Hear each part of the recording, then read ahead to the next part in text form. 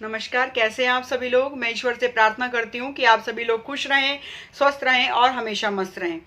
आज मैं फिर से आप सभी के बीच में उपस्थित हूँ समाज के एक और विषय को लेकर।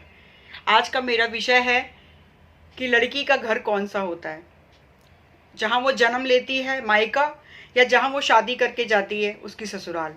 आखिर कौन सा है उसका घर। चलिए इस चर्चा को आगे बढ़ाते हैं।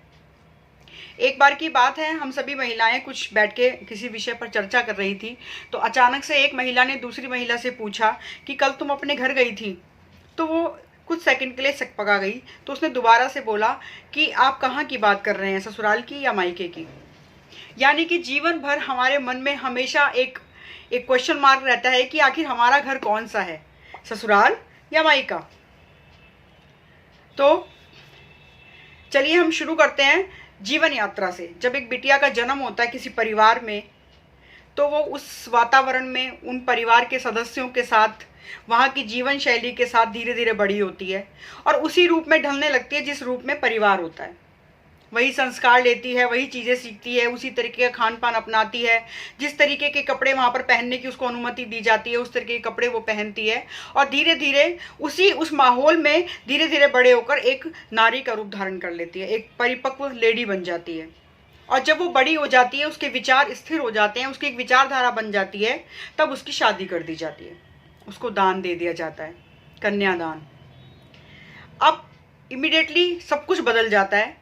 जब वो दूसरे घर जाती है तो उस घर का माहौल बदल जाता है, वहाँ पर रहने का तरीका बदल जाता है, उसका खान पान बदल जाता है, उसकी पूरी जीवन शैली बदल जाती है। लेकिन लड़कियों को के अंदर इतनी फ्लैक्सिबिलिटी होती है कि वो उस माहौल में भी अपने आप को एडजस्ट कर लेती है।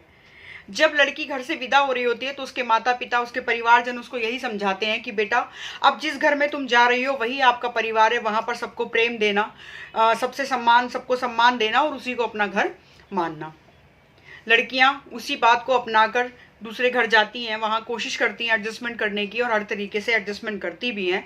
आपने देखा भी होगा कि हमारे भारतीय नारी में कितनी एक सहनशीलता होती है, एक तरीका होता है उनका जीने का कि वो जिस भी माहौल में आप उनको डालोगे वो उस तरीके से डल के परिवार को आगे तक लेकर चलती हैं।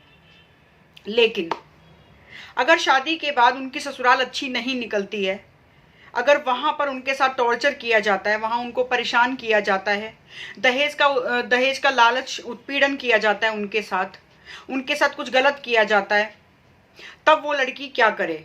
यहाँ एक क्वेश्चन मार्क आ जाता है कि तब वो किस घर में जाए। मैंने इस विषय पर कुछ लोगों से राय मांगी थी, तो बहुत सारे लोगों ने अलग अलग राय दी जो मैं आपके साथ शेयर करती हूँ। कुछ लोगों ने बोला कि लड़की का मायका ही उसका असली घर होता है, कुछ लोगों ने बोला कि लड़की की ससुराल उसका घर होता है, कुछ लोगों ने बोला कि दोनों ही घर उसके अपने होते हैं, और कुछ लोगों ने बोला कि उसका कोई घर नहीं होता। कुछ लोगों ने बोला कि कानून अब ये व्यवस्था देता है कि दोनों घर में उसकी प्रॉपर्टी है। तो क्या प्रॉपर्टी को हम घर कहते हैं? क्या प्रॉपर्टी घर हो सकती है? कुछ लोगों ने बोला कि कुछ प्रतिशत मायका और कुछ प्रतिशत ससुराल। तो लड़की की जिंदगी क्या प्रतिशत में बट जाती है?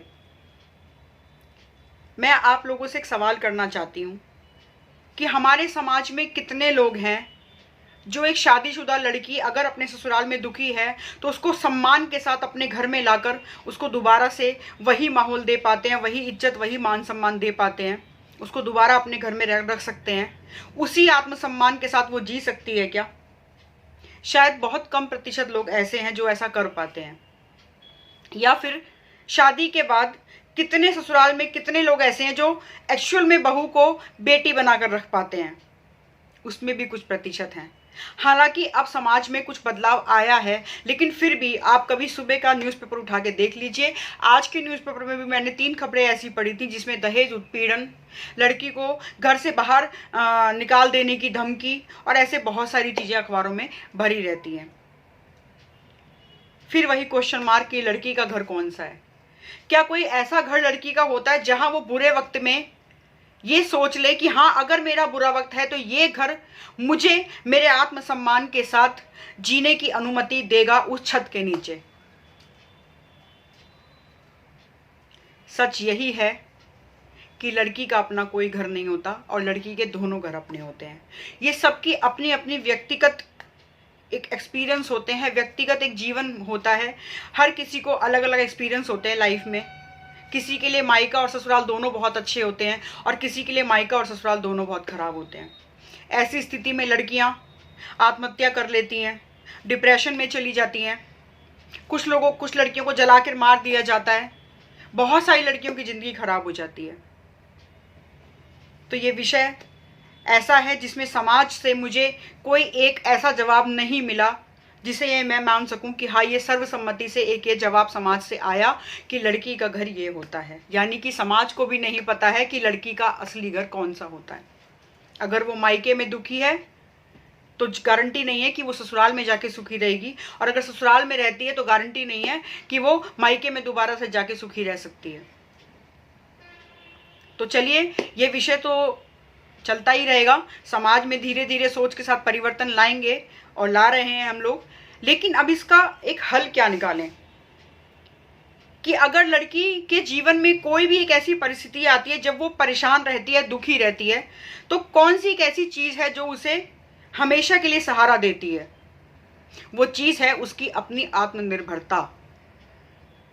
आप लड़कियों को एक ऐसी शिक्षा दीजिए कि वो आत्मनिर्भर बन सकें।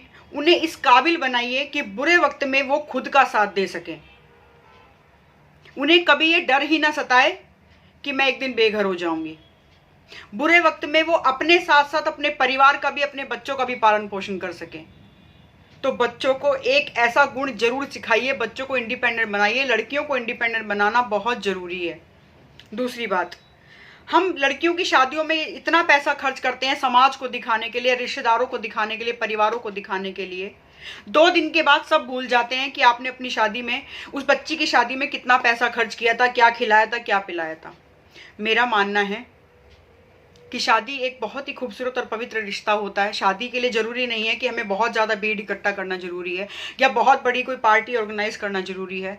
मेरा मानना है कि जो पैसा आप अपनी बेटी की शादी में लगाते हैं, जो पैसा आप उसको दहेज देने में या उसकी अन्य चीज़ों में खर्च करते हैं, उन पैसों को आप उस बच्ची के नाम से अकाउंट में जमा करा दीजिए, ताकि बुरे वक्त में वो पैसा उसके काम आ सके, उसे कभी किसी का मुंह ना देखना पड़े।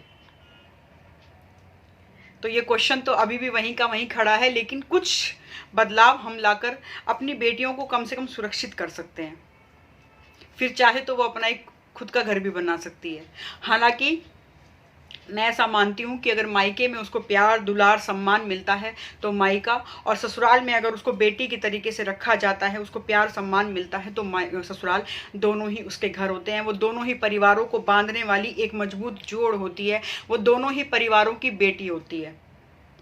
तो बेटियों को बेटियां ही रहने दीजिए, उन्हें बहू मत बनाइए। उन्हें बेटियों की तरह रखिए, उन्हें परियों की तरह रखिए। देखिए वो इतनी खूबसूरती से आपके घर को, आपके परिवार को, हर चीज़ को इतनी खूबसूरती से आगे ले जाएंगी कि आपको पता भी नहीं लगेगा। बहुत बहुत धन्यवाद, आपने मेरी बात को सुना और समझा। इस विषय पर आपके जो भी विचार हैं आप मुझे कमेंट बॉक्स में बता सकते हैं, या आप अन्य कोई विचार देना चाहें तो आप उसके बारे में मुझे बता सकते हैं। मेरे इस चैनल को सब्सक्राइब जरूर कीजिए, अपने कमेंट्स दीजिए, ताकि मैं और अन्य विषयों पर चर्चा आपसे इसी प्रकार करती रहूं। Thank you so much. जय हिंद, जय भारत।